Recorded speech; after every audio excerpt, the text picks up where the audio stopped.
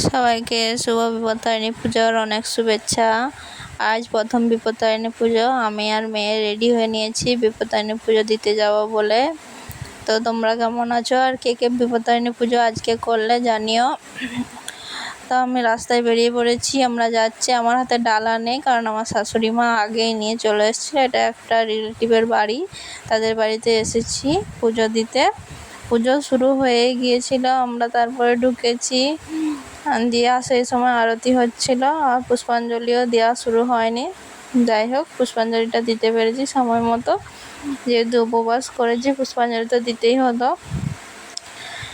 এই যে সবাই এখানে মহিলাগণ দাঁড়িয়ে আছে, গল্প করছে, পুজো হচ্ছে। তারপরে এখানে পুষ্পাঞ্জলি দেওয়া শুরু হলো। পুষ্পাঞ্জলি দিলাম।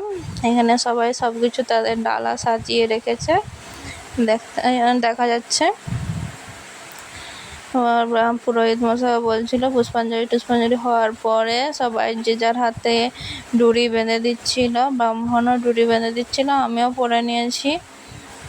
আর এই প্রসাদ নিয়ে তারপরে পুজো টুজো দেওয়ার পরে, দক্ষিণাহারে দেওয়ার পরে প্রসাদ নিয়ে বাড়ি চলে আসার জন্য রেডি হয়ে নিয়েছিলাম। তো আজ ছিল এইটুকু। তোমরা কে কে পুজো করলে জানিও। ব্লগটা ভালো লাগলে একটা লাইক কমেন্ট শেয়ার করে দিও। আবারও একবার শুভ বিপত্তারিণী পুজো। সবার মঙ্গল করুক মা। টাটা।